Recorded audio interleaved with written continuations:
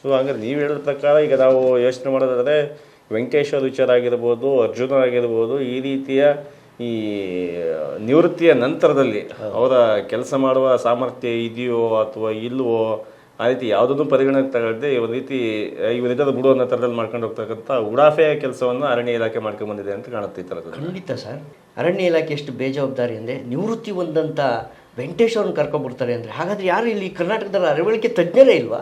ಅವ್ರನ್ನ ತಯಾರು ಮಾಡ್ಕೊಳ್ತಕ್ಕಂಥ ವ್ಯವಸ್ಥೆ ಸರ್ಕಾರ ಆಗಲಿ ಇಲಾಖೆ ಆಗಲಿ ಮಾಡಬೇಕಾಗಿತ್ತಲ್ವ? ಅವ್ರನ್ನ ಕರ್ಕೊಂಡು ಬಂದು ಬಲಿ ಕೊಡ್ತಾರೆ ಅಂದರೆ ಎಷ್ಟು ಬೇಜವಾಬ್ದಾರಿ. ಇಲ್ಲಿ ಯಾರು ಇದು ಪ್ರಜಾಪ್ರಭುತ್ವದ ಕಗ್ಗೊಲೆ ಅಲ್ವಾ ಅಂತಕ್ಕಂಥದ್ದು ನನ್ನ ಪ್ರಶ್ನೆ. ಸ್ನೇಹಿತರೆ ನಮಸ್ತೆ, ಜೇನಗಿರಿ ಯೂಟ್ಯೂಬ್ ಚಾನಲ್ಗೆ ನಿಮಗೆಲ್ಲ ಸ್ವಾಗತ. ಇವತ್ತು ಒಂದು ವಿಶೇಷವಾದ ಅತಿಥಿಯೊಂದಿಗೆ ಒಂದು ವಿಶೇಷವಾದ ಕಾರ್ಯಕ್ರಮ. ನಮ್ಮ ಜೊತೆ ಇವತ್ತು ನಮ್ಮ ಹಾಸನ ಜಿಲ್ಲೆ ಸಕಲೇಶಪುರ ತಾಲೂಕು ಕಂಡಂತಹ ಒಬ್ಬ ಅಪ್ರತಿಮ ಹೋರಾಟಗಾರ ಅಂತಲೇ ಹೇಳ್ಬೋದು, ಚಿಂತಕ, ಒಂದು ಒಳ್ಳೆಯ ಎಲ್ಲರಿಗಿಂತ ಹೆಚ್ಚಾಗಿ ಒಳ್ಳೆಯ ಮನುಷ್ಯ, ನಮ್ಮ ಎಡೆಹಳ್ಳಿ ಆರ್ ಮಂಜುನಾಥ್ ಅಂತೇಳಿ. ಬಹುಶಃ ನಿಮಗೆ ಸಕಲೇಶಪುರದ ಬಗ್ಗೆ, ಮಲೆನಾಡಿನ ಬಗ್ಗೆ ಅಥವಾ ಈ ನಾಡು ನುಡಿಯ ಬಗ್ಗೆ ಕಾಳಜಿ ಇದ್ದಂಥ ಹಾಸನ ಜಿಲ್ಲೆಯ ಪ್ರತಿಯೊಬ್ಬರಿಗೂ ಕೂಡ ಈ ಹೆಸರುಗಳು ಪರಿಚಿತ ಇದ್ದೇ ಇರುತ್ತೆ. ಯಾಕೆಂತಂದರೆ ಅವರ ಹೋರಾಟದ ಹಿನ್ನೆಲೆ ಅಷ್ಟಿದೆ. ಇವತ್ತು ನಮ್ಮ ಜೊತೆ ಆ ಎಡೆಹಳ್ಳಿ ಆರ್ ಮಂಜುನಾಥ್ ಅವರಿದ್ದಾರೆ. ಅವರಿಗೆ ಸ್ವಾಗತಗಳಂತೆ. ಸರ್ ನಮಸ್ಕಾರ. ನಮಸ್ಕಾರ. ಮತ್ತು ಇವಾಗ ನಿಮ್ಮ ರಾಜಕೀಯ ನಿಲುವೇನು ಸರ್? ಈಗ ಸರ್ ನಾನು ಈಗಾಗಲೇ ರಾಜೀನಾಮೆ ಕೊಟ್ಟಿದ್ದೀನಿ KPCC ಸದಸ್ಯನಾಗಿ. ನಾನೊಬ್ಬ KPCC ಸದಸ್ಯನಾಗಿ ನನ್ನ ಮೇಲೆ 3 ಪ್ರಕರಣ ಆಗುತ್ತೆ ಅಂದರೆ ಸಾರ್ವಜನಿಕರಿಗೆ ನಾನು ಏನು ನ್ಯಾಯ ಕೊಡೋಕ್ಕಾಗುತ್ತೆ.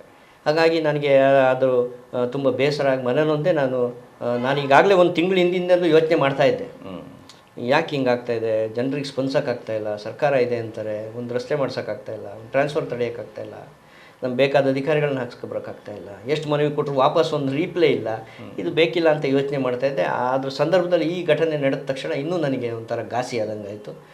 ಹಾಗಾಗಿ ನಾನು ರಾಜೀನಾಮೆಯನ್ನು ಈಗ DK ಶಿವಕುಮಾರ್ ಅವರಿಗೆ, ಹಾಸನ ಜಿಲ್ಲಾಧ್ಯಕ್ಷರಿಗೆ, ಸಕಲೇಶಪುರ ತಾಲೂಕು ಅಧ್ಯಕ್ಷರಿಗೆ ಮತ್ತು ಗ್ಯಾರಂಟಿ ಯೋಜನಾ ಸಮಿತಿ ಅಧ್ಯಕ್ಷರಾದ ಮುರಳೀಮೋಹನ್ ಅವರಿಗೆ ಎಲ್ಲರಿಗೂ ನಾನು ರಾಜೀನಾಮೆ ತಲುಪಿಸಿದ್ದೀನಿ. ಮೊನ್ನೆ ಎಲ್ಲ ಮಾತಾಡಿದರು, ನಾಯಕರುಗಳೆಲ್ಲ ಹೇಳಿದರು, ನೋಡಿ ನನ್ನ ಪ್ರಕರಣಕ್ಕೆ ನಿಮ್ಮಿಂದ ಪಕ್ಷದಿಂದ ಏನು ಸಾಧ್ಯವಾದಷ್ಟು ಪ್ರಯತ್ನ ಪಡಿ, ಈಗಾಗೋಗಿದೆ, ಅದನ್ನು ಹೆಂಗೇನು ಸಾಲ್ವ್ ಮಾಡೋಕ್ಕೆ ಪ್ರಯತ್ನ ಪಡ್ತೀರ ಅದ್ರ ಮೇಲೆ ನನ್ನ ನಿರ್ಧಾರ ವಾಪಸ್ ತೊಗೋಬೇಕು ರಾಜೀನಾಮೆ ಅಂದರು. ಅದ್ರ ಮೇಲೆ ನನ್ನ ನಿರ್ಧಾರ ಇದೆ. ನಾನು ಒಂದ್ಸಲಿ ಮಾತಾಡಿದರೆ ಅಥವಾ ಒಂದು ಹೇಳಿಕೆ ಕೊಟ್ಟರೆ ಅದನ್ನು ಹಿಂದೆ ಪಡೆಯೋಂಥದ್ದು ಮತ್ತು ಅದಕ್ಕೇನೋ ಕಾರಣ ಕೊಡುವಂಥದ್ದು ಆ ಥರದ ಹೋರಾಟ ನಾನು ಮಾಡ್ಕೊಂಬಂದಿಲ್ಲ. ನನಗೆ ಅವಶ್ಯಕತೆಯೂ ಇಲ್ಲ. ನನಗೆ ಜನರ ಪ್ರೀತಿ ಒಂದು ಪಕ್ಷದ, ನನಗೆಲ್ಲ ಧರ್ಮ, ಎಲ್ಲ ಜಾತಿ, ಎಲ್ಲ ಪಕ್ಷದಲ್ಲೂ ಮಿತ್ರರಿದ್ದಾರೆ ಸರ್ ನನ್ನ ಜೊತೆ. ನಾನು ಯಾವತ್ತೂ ಚುನಾವಣೆ ಸಂದರ್ಭದಲ್ಲಿ ರಾಜಕೀಯ ಬಿಟ್ಟರೆ ಚುನಾವಣೆ ಮುಗಿದ ನಂತರ ಯಾವುದೇ ವೇದಿಕೆ, ನಾನು ವರ್ಷಕ್ಕೆ 100 ವೇದಿಕೆಯಲ್ಲಿ ಭಾಷಣ ಮಾಡ್ಬೋದು, ಆ ವೇದಿಕೆ ಭಾಷಣಗಳು ತಿರುಗಿರಿ ಎಲ್ಲಾದರೂ ನಾನು ರಾಜಕೀಯ ಮಾತಾಡಿದರೆ ನಾನು ಈ ಮಾತುಗಳನ್ನೆಲ್ಲ ವಾಪಸ್ ತೊಗೊಂಡ್ಬಿಡ್ತೀನಿ. ನಾನು ಅಷ್ಟು ಸಾರ್ವಜನಿಕವಾಗಿ ಬಂದಿರತಕ್ಕಂಥ ವ್ಯಕ್ತಿ. ಇವರು ಇಂಥವ್ರ ಮೇಲೆ ಪ್ರಕರಣ ದಾಖಲಿಸ್ಕೊಂಡು ಮಾಡ್ತಾ ಇರ್ತಕ್ಕಂಥ ನಮ್ಮ ಕುಟುಂಬನೂ ಅಷ್ಟೇ ತುಂಬ ನೊಂದುಬಿಟ್ಟಿದೆ ಸರ್. ನಮ್ಮ ಕುಟುಂಬ ಈ 3 ಪ್ರಕರಣಗಳು ಇನ್ನೂ ಸುಮಾರು ಹೋರಾಟ ಇದೆ ನಂದು. ನಾಳೆ ಆ ಪ್ರಕರಣಗಳು ಯಾವಾಗ ಆಚೆಗೆ ಬರ್ತವೋ ನನಗೆ ಗೊತ್ತಿಲ್ಲ. ಹೌದು ಹೌದು. ರಸ್ತೆ ತಡೆ ಹೋರಾಟಗಳು ಇನ್ನೂ ಭೀಕರವಾಗಿರ್ತಕ್ಕಂಥ ಹೋರಾಟ ಇದೆ ನಂದು. ಕಾಡಾನೆ ಅಧಿಕಾರಿಗಳನ್ನು ಎಳ್ಕೊಂಡು ಬಂದಿರೋದು, ಶಾಸಕರನ್ನ ಎಳ್ಕೊಂಡು ಬಂದಿರತಕ್ಕಂಥ ಹೋರಾಟದ ದೃಶ್ಯಗಳಿದೆ. ಅವನ್ನ ಇಟ್ಕೊಂಡು ನಾಳೆ ಹೆಂಗೆ ಕೇಸ್ ಮಾಡಲ್ಲ ಅಂತ ಹೆಂಗೆ ಹೇಳ್ತೀರಾ? ಆ ಥರ ಪರಿಸ್ಥಿತಿ ನಿರ್ಮಾಣ ಆಗಿದೆ. ನ್ಯಾಯಾಧೀಶರಿಗೆ ಏನು ಗೊತ್ತಿರುತ್ತೆ ಸರ್? ಅವ್ರ ದಾಖಲೆ ಮೇಲೆ ಅಥವಾ ಕಂಪ್ಲೇಂಟ್ ಆಧಾರದ ಮೇಲೆ, ಸಾಕ್ಷಿ ಮೇಲೆ ಮಾಡ್ತಕ್ಕಂಥ ವ್ಯವಸ್ಥೆ. ಅವ್ರಿಗೇನು ಈ ಭಾಗದ ಏನು ಅಂತ ತಿಳ್ಕೊಳ್ಳೋದಕ್ಕೆ ಏನು ಅವಕಾಶ ಇರೋದಿಲ್ಲ. ಅದೆಲ್ಲ ಅವಕಾಶ ಇದ್ದಂಥ ಅಧಿಕಾರಿಗಳು ಈ ರೀತಿ ಕೆಲಸಗಳನ್ನು ಮಾಡ್ಕೊಂಡು ಬಂದಿದ್ದಾರೆ. ಅದೇ ಈಗ ಒಂದು ನಿರಂತರ ಹೋರಾಟಗಳು ನಡ್ಕೋವಂತು, ನಿರಂತರ ಹೋರಾಟಗಳಾಗಿದೆ. ಅದಕ್ಕೆ ಪ್ರತಿಯಾಗಿ ಅದು ಸರ್ಕಾರ ನಿರ್ಲಜ್ಜತನ ತೋರಿಸಿ ಕೇಸು ಕೂಡ ಆಗಿದೆ. ಅದಕ್ಕೆ ಸೂಕ್ಷ್ಮತೆಗಳು ಕಂಡು ಇಲಾಖೆಗಳು ಒಂಥರ ಪ್ರಜ್ಞಾಹೀನ ಸ್ಥಿತಿಲಿದ್ದಾವೆ. ಇನ್ನು ನೀವೇ ಹೇಳ್ದಂಗೆ DK ಶಿವಕುಮಾರ್ ಅಂತ ಈ CM ಆಗಬೇಕು ಅಂತ ಹೋರಾಟ ಮಾಡ್ತಾ ಇರ್ತಕ್ಕಂಥ ನಾಯಕರುಗಳ ಸೂಕ್ಷ್ಮತೆ ನನಗೆ ನಿಮ್ಮ ಮಾತುಗಳ ಮುಖಾಂತರ ಕಾಣಿಸುತ್ತೆ. ಇದೆಲ್ಲ ಒತ್ತಟ್ಟಿಗಿದ್ದು ಕೂಡ ಈ ಅರ್ಜುನ ಒಂದು ಘನ ನೆಪ ಅಂತ ಹೇಳಿ, ಬರೀ ನೆಪ ಅಂತ ಹೇಳಿದ್ರಲ್ಲ, ಘನ ನೆಪದ ಮುಖಾಂತರ ಈ ಕಾಡಾನೆ ವಿಚಾರಗಳ ವಿಷಯದ ಬಗ್ಗೆ, ಕಾಡಾನೆ ಮಾನವ ಸಂಘರ್ಷದ ವಿಷಯದ ಬಗ್ಗೆ ಏನು ಒಂದು ಪರಿಹಾರ ಕಂಡುಹಿಡ್ಕೊಬೋದು ನಾವು ಅಂತ? ಸರ್, ಈಗ ಸಕಲೇಶಪುರದಲ್ಲಿ 10 ಲಕ್ಷ ಕಾಫಿ ಉದ್ಯಮದಲ್ಲಿ ತೊಡಗಿಸ್ಕೊಂಡಿದ್ದಾರೆ. ಸಕಲೇಶಪುರ, ಆಲೂರು, ಬೇಲೂರು ತಾಲೂಕಿನಲ್ಲಿ ಎಲ್ಲ. ನನಗೇನು ಅನಿಸುತ್ತೆ ಅಂತಂದರೆ, ಮೊದಲು ಹೋರಾಟಗಾರರ ಬಗ್ಗೆ ಒಂದು ಗೌರವ ಇಟ್ಕೊಬೇಕು. ಹೌದು, ಅದು ಮೊದಲಾಗಬೇಕಾಗಿರೋದು. ಸತ್ಯವಾದ ಮಾತು ಸರ್. ಹೋರಾಟಗಾರರ ಬಗ್ಗೆ, ಪ್ರಾಮಾಣಿಕರ ಬಗ್ಗೆ, ಆಯಾ ಸ್ಥಳೀಯ ದನಿಗಳ ಬಗ್ಗೆ ಒಂದು ಸಹಾನುಭೂತಿ, ಕೇಳಿಸಿಕೊಳ್ಳುವ ಮನಸ್ಸು ಹಿಡ್ಕೊಂಡ್ರೆ ಹೌದು, ಭಾಳ ದೊಡ್ಡ ಮಹದುಪಕಾರ ಆಗುತ್ತೆ. ಖಂಡಿತ. ಅರ್ಧ ಅರ್ಜುನಿಗೂ ನ್ಯಾಯ ಸಲ್ಲೋ ಸಾಧ್ಯತೆಗಳಿರ್ತವೆ, ಈ ಸಂಘರ್ಷಕ್ಕೂ ನ್ಯಾಯ ಸಿಗೋ ಸಾಧ್ಯತೆಗಳಿರ್ತವೆ. ಮೊದಲು ಆ ಕೆಲಸ ಆಗ್ಬೇಕಾಗತ್ತೆ. ಅದಕ್ಕೆ ಸ್ಥಳೀಯ ಹಿರಿಯ ನಾಗರಿಕರುಗಳು ಒಂದೇ ಈ ದೊಡ್ಡವರದಲ್ಲ ಒಂದು ಊರಲ್ಲಿ ಅವ್ರ ಮಾತಿಗೆ ಭಾಳ ದೊಡ್ಡ ಬೆಲೆ ಇರುತ್ತೆ ಅವರಿಗೆ. ಸ್ವಲ್ಪ ಹಿರಿಯರು ಸ್ವಲ್ಪ ಮಾತಾಡ್ಬೇಕಾಗತ್ತೆ. ಈಗ ಈಗ ನೀವು ಹೇಳೋದಂಗೆ ನಮ್ಮಂಥವ್ರಿಗೆ ಏನು ಸಮಸ್ಯೆ ಇರುತ್ತೆ ಅಂತಂದರೆ, ನಾಳೆ ದಿವಸ ಮತ್ತೇನೋ ಒಂದಷ್ಟು ಕೆಲಸಗಳಿರುತ್ತೆ, ನಮ್ಮ ಬಾಗಿಲುಗಳು ಕ್ಲೋಸ್ ಆಗ್ಬೋದು, ನಿಮ್ಮ ಮೇಲೆ ಬಹುಶಃ ಹೇಳೋಕ್ಕಾಗಲ್ಲ, ರೌಡಿ ಶೀಟರ್ ಕೇಸಲ್ಲಿ ಹಾಕಿರೋ ಹಾಕ್ಬೋದು, ನಿಮ್ಮ ಮೇಲೆ ಅದು ಗಡಿಪಾರು ಮಾಡ್ಬೋದು ನಿಮ್ಮನ್ನು, ಈ ಥರ ಸಾಧ್ಯತೆಗಳಿರ್ತವೆ. ಆದರೆ ಈಗಾಗಲೇ ಎಲ್ಲ ಜಗತ್ತಿನ ಅಷ್ಟು ಅನುಭವಗಳನ್ನು ನೋಡಿ, ಆನೆಗಳ ಎಲ್ಲಿಂದ ಬಂದು ಅಂತ ಆನೆಗಳೇ ಸಕಲೇಶ್ಪುರ ಕಾಲಿಡದೇ ಇರ್ತಕ್ಕಂಥ ಆನೆಗಳ ಕಣ್ಣಿಗೆ ಕಾಣಿಸ್ತಾ ಇರೋದು. ಈಗ ಮನೆ ಬಾಗಿಲಲ್ಲೇ ಕಾಡಾನೆ ಬರುತ್ತೆ ಅನ್ಕೊಂಡು ಕೂಡ ಅಷ್ಟು ದೊಡ್ಡ ಸುದೀರ್ಘ ಅವಧಿಯ ಜೀವನ ಸಾಗಿಸ್ತಂಥ ನಾಗರಿಕರು ಇರ್ತಾರಲ್ಲ, ಒಂದು 60, 70, 80 ವರ್ಷದ ನಾಗರಿಕರು, ಅನುಭವದ ಮಾತುಗಳು ಈ ಟೈಮಲ್ಲೆಲ್ಲ ಆಚೆ ಕಡೆ ಬರಬೇಕು. ಮಂಜು ಒಳ್ಳೆ ಕೆಲಸ ಮಾಡ್ತಾನಪ್ಪ, ಅದೇನೋ ಕೇಸ್ ಹಾಕೋರಂತ ಒಂದು ಮಾತಾಡೋಣ, ಒಂದು ಧ್ವನಿ ಎತ್ತೋಣ ಅನ್ನೋ ರೀತಿಯ ಒಂದಷ್ಟು ಕ್ರಿಯೇಟ್ ಆಗಬೇಕು. ಖಂಡಿತ ಇದು ನಿಜವಾಗ್ಲೂ ಆಗಬೇಕಾಗಿದೆ ಮೊದಲನೇ ಕೆಲಸ. ಮೊದಲನೇ ಯಾಕೋ ಸಕಲೇಶ್ಪುರದಲ್ಲಿ ಹಿರಿಯ ನಾಗರಿಕರುಗಳು ತುಂಬ ಜನ ಅನುಭವ ಇರ್ತಕ್ಕಂಥವ್ರು, ಕಾಫಿ ಬೆಳೆಗಾರರ ಸಂಘಟನೆಯಲ್ಲಿ ಹೋರಾಟ ಮಾಡಿದಂಥ ಅನುಭವಗಳಿದ್ದಾರೆ, ರಾಜಕೀಯವಾಗಿ ಹೋರಾಟ ಮಾಡಿದಂಥ ಅನುಭವಗಳಿದ್ದಾರೆ, ರೈತ ಸಂಘದಲ್ಲಿ ಹೋರಾಟ ಮಾಡಿದಂಥ ಅನುಭವಗಳಿದ್ದಾರೆ. ಅವ್ರು ಯಾರೂ ಕೂಡ ಯಾವ ವಿಷಯದ ಬಗ್ಗೆಯೂ ಕಳೆದ 10 ವರ್ಷದಿಂದ ಮಾತಾಡ್ತಾ ಇಲ್ಲ. ಅದಕ್ಕೆ ಪಾಪ ಏನಾಗುತ್ತೆ, ಅವ್ರನ್ನ ಹಿರಿಯ ನಾಗರಿಕರ ಬಗ್ಗೆ ಅಂದರೆ ತುಂಬ ವಯಸ್ಸಾದವ್ರ ಬಗ್ಗೆ ತುಂಬ ಗೌರವ ಇಟ್ಕೊಂಡೆ ಯಾಕೆ ಮಾತಾಡೋಕ್ಕಾಗ್ತಾ ಇಲ್ಲ ಅನ್ನೋದನ್ನು ನಾವು ಒಂದ್ಸರಿ ಯಾವಾಗಲೂ ಯೋಚನೆ ಮಾಡಬೇಕಾಗತ್ತೆ. ಅವ್ರಿಗೆ ಅದೊಂದು ಕೆಲಸ ಆಗಬೇಕಾಗತ್ತೆ. ಅದ್ರ ಜೊತೆಗೆ ಆವಾಗ ನಮಗೆ ಸ್ವಲ್ಪ ಈಗ ನಾವು ಸುಮಾರು ಸಲ ನಿಮ್ಮಂಗೆ ತುಂಬ ಕೆಲವು ಅತಿಥಿಗಳು ಬಂದಾಗೆಲ್ಲ ನಾವು ಕೇಳಿದ್ದೀವಿ, ಏನು ಈ ಕಾಡಾನೆ ಮತ್ತು ಮಾನವ ಸಂಘರ್ಷಕ್ಕೆ ಪರಿಹಾರ ಅಂತ. ಪರಿಹಾರಗಳ ಬಗ್ಗೆ ತುಂಬ ಯೋಚನೆಗಳಿದ್ದಾವೆ, ಆದರೆ ಎಕ್ಸಿಕ್ಯೂಷನ್ ತರಕ್ಕೆ ಹೋದಾಗ ಏನಾಗುತ್ತೆ ಅಂತಂದರೆ ಕೆಲವು ಸಮಸ್ಯೆಗಳು ಶುರುವಾಗಿ ಎಕ್ಸಿಕ್ಯೂಷನ್ಗೆ ಹೋಗಕ್ಕೆ ಆಗಲ್ಲ ಅಲ್ಲಿಗೆ. ಯಾಕೆಂತಂದ್ರೆ ನಿಮ್ಮ ಮೇಲೆ ಕೇಸ್ ಆಗ್ತಾಯಿದ್ರೆ ನಿಮಗೆ ಮಾತಾಡೋಕ್ಕೆ ಬಿಡದೆ ಹೋದರೆ ಎಕ್ಸಿಕ್ಯೂಷನ್ ಮಾಡೋದು ಎಲ್ಲಿಂದ ಬಂತು ಅದನ್ನ. ಇಲ್ಲ, ವಿಶೇಷವಾಗಿ ನನಗೆ ದೃಶ್ಯ ಮಾಧ್ಯಮ ಮತ್ತು ಮುದ್ರಣ ಮಾಧ್ಯಮ ಬೆಂಬಲ ಕೊಟ್ಟಂಗೆ ಬೇರೆ ಯಾವ ಸಂಘಟನೆಗಳಾಗಿರಲಿ ಅಥವಾ ಯಾವ ರಾಜಕೀಯ ಮುಖಂಡರಾಗಿರಲಿ, ಪಕ್ಷ ಆಗಿರಲಿ, ಯಾರು ಕೂಡ ಬೆಂಬಲ ವ್ಯಕ್ತಪಡಿಸೋದೇ ಇಲ್ಲ. ಒಂದು ತುಂಬ ಕಡಿಮೆ. ನಿಮ್ಮ ಈಗ ಭೀಮ ವಿಜಯ ಪತ್ರಿಕೆಯಲ್ಲಿ ನಿರಂತರವಾಗಿ ಬರ್ತಾ ಇತ್ತು ಒಂದು ನೋಡಿದ್ದೀನಿ. ಅದರ ನಂತರ ನಾನು ಏನು ಕೇಸ್ ದಾಖಲಾಗಿ ನಾನು ಕಾರಾಗೃಹ ಅನುಭವಿಸಿ ಆಚೆ ಬಂದಾಗ ಜೇನಗರಿ ಪತ್ರಿಕೆಯಲ್ಲಿ ನೀವು ಅದ್ಭುತವಾದ ಒಂದು ಪ್ರಶ್ನೆಯನ್ನು ಮಾಡಿದ್ರಿ. ಅಂದರೆ ಅದು ಇವತ್ತು ನನ್ನ ಹೃದಯದಲ್ಲಿ ನಾಟ್ತಂತ ಇದೆ. ಜಿಲ್ಲಾಧಿಕಾರಿಗಳಿರ್ಬೋದು, ಪೊಲೀಸ್ ವರಿಷ್ಠಾಧಿಕಾರಿಗಳಿರ್ಬೋದು, ರಾಜಕೀಯ ಮುಖಂಡರಿಗೆ ಒಂದು ಅದ್ಭುತವಾದ ಒಂದು ಲೇಖನವನ್ನು ಕಟ್ಟಿಕೊಟ್ರಿ. ಅದು ನನಗೆ ಎಷ್ಟು ಆತ್ಮಸ್ಥೈರ್ಯ ಬಂತು ಅಂದರೆ, ಇಡೀ ಇವರು ಜಿಲ್ಲಾಧಿಕಾರಿಗಳು ಅಥವಾ ಜಿಲ್ಲಾಡಳಿತನೋ ಅಥವಾ ಪೊಲೀಸು ಇವರೆಲ್ಲ ಏನು ಅಂದ್ಕೊಂಡಿದ್ದಾರೆ ಅಂತಂದರೆ ಜನ ಕಣ್ಮುಚ್ಕೊಂಡು ಕೂತಿದ್ದಾರೆ ಅಂತ ಅಂದ್ಕೊಂಡಿದ್ದಾರೆ. ಅವರು ಹೊರಗಡೆಯಿಂದ ಬಂದಿರ್ಬೋದು, ಜಿಲ್ಲಾಧಿಕಾರಿ ಹೊರಗಡೆಯಿಂದ ಬಂದಿರ್ಬೋದು, DC ಹೊರಗಡೆಯಿಂದ ಬಂದಿರ್ಬೋದು, ಅಥವಾ ಅಲ್ಲಿರೋ DYSP ಹೊರಗಡೆಯಿಂದ ಬಂದಿರ್ಬೋದು. ಆದರೆ ನಾವಿಲ್ಲಿ ಪತ್ರಿಕೋದ್ಯಮ ಮಾಡೋವಂಥವ್ರು, ಇಲ್ಲಿ ಹೋರಾಟ ಮಾಡೋವಂಥವ್ರು, ಇಲ್ಲಿ ಜೀವನ ನಡೆಸೋಂಥವ್ರಿಗೆ ಯಾವ ವ್ಯಕ್ತಿ ಹೆಂಗೆ ಅಂತ ನಮಗೆ ಗೊತ್ತಿದೆ.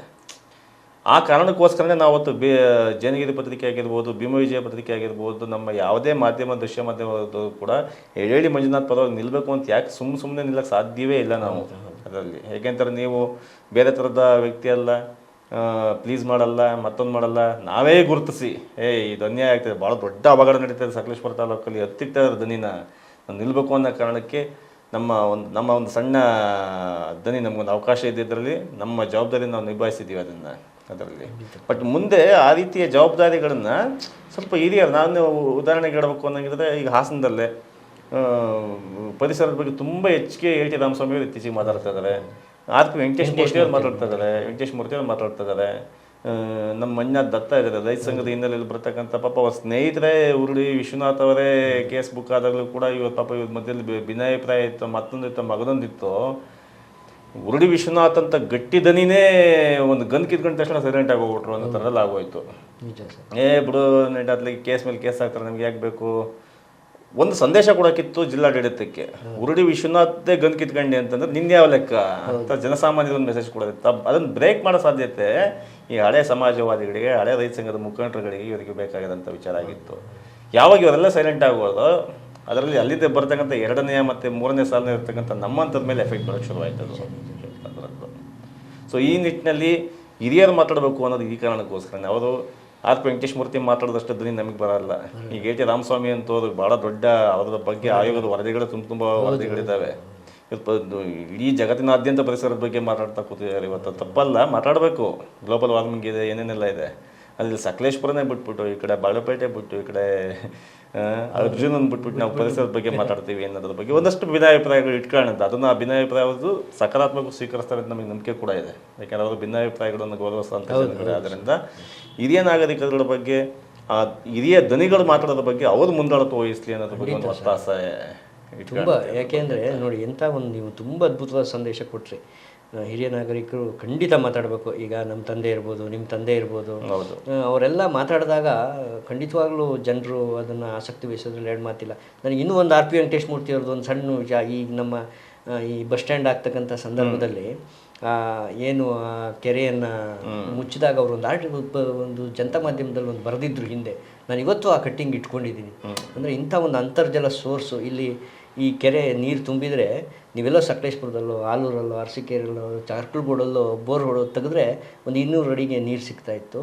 ಈಗ 800 ಅಡಿ ಹೊಡೆದ್ರೂ ನೀರು ಸಿಗ್ತಾಯಿಲ್ಲ. ಅಂಥ ಸೋರ್ಸನ್ನು ಮುಚ್ಚಾಕಿದ್ರು ಅಂತೇಳಿ ಅವತ್ತೇ ಒಂದು ಲೇಖನ ಬರೆದಿದ್ದು ನನಗಿನ್ನೂ ಮನಸ್ಸಲ್ಲಿದೆ. ಹಾಗೆ ಹಿರಿಯ ನಾಗರಿಕರು ನೀವು ಹೇಳಿದಂಗೆ ಖಂಡಿತವಾಗ್ಲೂ ಸರ್ ಅವ್ರು ಮಾತಾಡಿದ್ರೆ ನಮ್ಮ ಹೋರಾಟಕ್ಕೆ ಅರ್ಥ ಬರುತ್ತೆ. ಆ ಚನ್ನಪಟ್ಟಣದ ಕೆರೆ ಉಳಿಸಿ ಹೋರಾಟದಲ್ಲಿ ವೆಂಕಟೇಶ್ ಮೂರ್ತಿ ಅವರು ಇದನ್ನ ಕಾರಣಕ್ಕೆ ನಾನು ಹೋಗಿದ್ದೆ ನೋಡಿ. ಸಾಂಕೇತಿಕವಾಗಿ ನಾವು ಚನ್ನಪಟ್ಟಣ ಕೆರೆಗೆ ನೀರು, ಈ ಹೊಸ ಬಸ್ ಸ್ಟ್ಯಾಂಡ್ ಇದೆಯಲ್ಲ, ಸಾಂಕೇತಿಕವಾಗಿ ನೀರು ಬೇಕೆ ಅಂತ ಹೋದಾಗ ಚನ್ನಪಟ್ಟಣದ ಗ್ರಾಮಸ್ಥರು ಆ ಕಡೆಯಿಂದ ನಮಗೆ ಒಡೆಯಕ್ಕೆ ಬಂದಿದ್ರು. ಆಗ ಉದಯ ಭಾಸ್ಕರ್ ಪ್ರೊಫೆಷನರಿ ಫೀಲ್ಡಲ್ಲಿ ಇದ್ದಾರೆ ಈಗ SI ಆಗಿ. ಆವಾಗ ನಾವು ಹೋಗಿದ್ದೇನಕ್ಕೆ RP ವೆಂಕಟೇಶ್ ಮೂರ್ತಿ ಮುಂದೆ ಇದ್ದಾರೆ ಅಂತ. ಆ ನಂತರದಲ್ಲಿ ಪ್ರೆಸ್ ಮೀಟ್ ಮಾಡಿದಾಗ M ನಾಗರಾಜ್ ಅಂತ ಪ್ರಜಾವಾಣಿ ವರದಿಗಾರರಿದ್ದರು. ಅವರು ವೆಂಕಟೇಶ್ ಮೂರ್ತಿನ ಚಾರ್ಜ್ ಮಾಡಿದ್ರು. ಆ ಚಿಕ್ಕ ಹುಡುಗರನ್ನ ಮುಂದೆ ಬಿಟ್ಟು ನೀವು ಯಾಕೆ ಹಿಂದೆ ನಿಂತಿದ್ರಿ ಅಂತ. ಈ ಹೋರಾಟದ ಹಲವು ಮಜಲುಗಳು ಇದನ್ನು. ನಂತರ ಅಲ್ಲಿ ನಾವು ಆದ ನಂತರ ಅದನ್ನು ತುಂಬ ಸೀರಿಯಸ್ ಆಗಿ ತಗೊಂಡು ರಾಜಸ್ಥಾನಕ್ಕೆ ಹೋಗಿ, ಮಹಾರಾಷ್ಟ್ರಕ್ಕೆ ಹೋಗಿ, ರಾಣೆಗಾಳ್ ಸಿದ್ದಿಗೆ ಹೋಗಿ ಅಣ್ಣಾಚಾರ್ಯ ಅವ್ರನ್ನ ಮಾತಾಡಿಸಿ, ರಾಜೇಂದ್ರ ಸಿಂಗ್ ಅವ್ರನ್ನ ಮಾತಾಡಿಸಿ, ಇವೆಲ್ಲ ಕೆಲಸಗಳನ್ನ, ಯಾಕೆಂದ್ರೆ ನೀರಿಗೋಸ್ಕರ ಜಲಕ್ರಾಂತಿ ಅಂತ ಒಂದು ಪುಸ್ತಕ ಬರೆದು ಚನ್ನಪಟ್ಟಣ ಕೆರೆ ಹೋರಾಟ ಯಾಕೆ ಇದು ಹೇಳ್ತಾ ಇದೀವಿ ಅಂತಂದರೆ, ಮುಂದುಗಡೆ ಹಿರಿಯರಿದ್ರು ಒಂದು ಕರ್ನಾಟಕ, ನಮಗೊಂದು ಬಲ ಇತ್ತು ಅವಾಗ, ನಮಗೊಂದು ದಿಕ್ಸೂಚಿ ಇತ್ತು. ಇಲ್ಲ ಇಲ್ಲಿ ಏನಾದ್ರು ಮಾಡಿ ನೀರು ಉಳಿಸ್ಲೇಬೇಕು ಅಂತ. ಚನ್ನಪಟ್ಟಣದ ಕೆರೆ ಒಂದು 250-280 ಎಕರೆ ಇರತಕ್ಕಂಥ ಒಂದು ಬಾಂಡ್. ಆದರೆ 250-300 TMC ಲೆವೆಲ್ವರೆಗೂ ಮಾತಾಡ್ತಕ್ಕಂಥ ವಿಷಯದಲ್ಲಿ ಇವ್ರು ಸೈಲೆಂಟ್ ಆಗೋಗ್ಬಿಟ್ರು ಎತ್ನೋಡೆ ಹೋರಾಟದಲ್ಲಿ. ಈ ಪಲ್ಲಾಟ ಇದೆಯಲ್ಲ, ಹಿರಿಯರ ಮೌನದ ಪಲ್ಲಾಟ ಇದೆಯಲ್ಲ, ಇದು ಭಾಳ ಹೆದರಿಕೆ ಹುಟ್ಟಿಸುತ್ತೆ. ಅದರ ನಡುವೆ ನಾವು ನಿಮ್ಮ ಮೇಲೆ ಕೇಸ್ ಆದಾಗ ನಮಗೆ ಭಯ ಹುಟ್ಟೋದಷ್ಟೇ, ಬೇರೆ ಇನ್ಯಾರ ಬಗ್ಗೆ ನಂಬಿಕೆ ಇಟ್ಕೊಳ್ಳೋಕ್ಕಾಗಲ್ಲ. ಕೋರ್ಟು ಸಾಕ್ಷಿ ಇಟ್ಕೊಂಡು ಮಾತಾಡುತ್ತೆ. ಆ ಸಾಕ್ಷಿ ಚಾರ್ಜ್ ಶೀಟ್ಗಳನ್ನೆಲ್ಲ ರೆಡಿ ಮಾಡೋದು ಇದೇ ಸರ್ಕಾರ. ಮತ್ತೊಂದು ಸಿಗೇನು ಇದೇ ಯಾರೋ SI ಮಾಡ್ತಾನೆ, ಹಿಂಗೆಲ್ಲ ಮಾಡ್ತಾನೆ. ಅವರೆಲ್ಲ ಮಾಡ್ಬೇಕಾದ್ರೆ ನಮಗೆ ನ್ಯಾಯ ಎಲ್ಲಿಂದ ಸಿಗಬೇಕು, ದನಿಯಲ್ಲಿಂದ ಬರಬೇಕು. ಪಬ್ಲಿಕ್ ಒಪಿನಿಯನ್ ಮಾತ್ರ ನಮ್ಮನ್ನು ಕಾಪಾಡಬಲ್ಲ.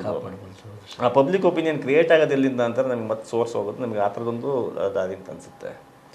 ಸೊ ಹಂಗಾಗಿ ಭಾಳ ದೊಡ್ಡ ಶಕ್ತಿ ನಮ್ಮ ಜಿಲ್ಲೆಗೆ ನೀವು, ಅದರಲ್ಲೂ ಕೂಡ ಮಲೆನಾಡು ಭಾಗದ ಪಲ್ಸು, ನಾಡಿ ಮಿಡಿತಾ ಇರ್ತಿರ್ತಕ್ಕಂಥ ನೀವು ಮತ್ತು ನಿಮ್ಮ ಉಳಿವು ಮತ್ತು ನಿಮ್ಮ ಬದ್ಧನಿ ಯಾವಾಗಲೂ ಹೀಗೆ ಇರಬೇಕು ಅನ್ನೋದು ನಮ್ಮ ಆಶಯ. ಈಗ ಇತ್ತೀಚೆಗೆ ನಿಮಗೆ ಸಮನ್ಸ್ ಬೇರೆ ಆಗಿದೆ. ಮೊನ್ನೆ ತಾನೇ ಸಮನ್ಸ್ ಕೊಟ್ಟಿದ್ದಾರೆ. ಭಾಳ ಲೇಟಾಗಿ ಕೊಟ್ಟವ್ರು, ಅದೇನೋ ರೀಸನ್ಸ್ ಕೊಟ್ಟಿಲ್ಲ. ಕೇಸ್ ಆಗಿರೋದು ಒಂದು 2 ವರ್ಷದ ಹಿಂದೆ, 1 ವರ್ಷದಿಂದ ಕೇಸ್, 2 ವರ್ಷದ ಹಿಂದೆ ಕೇಸ್ ಆಗಿರುತ್ತೆ. 2 ವರ್ಷದ ಹಿಂದೆ ಕೇಸ್ ಆಗಿರೋದಕ್ಕೆ ಈಗ ಸಮನ್ಸ್ ಕೊಟ್ಟಿದ್ದಾರೆ.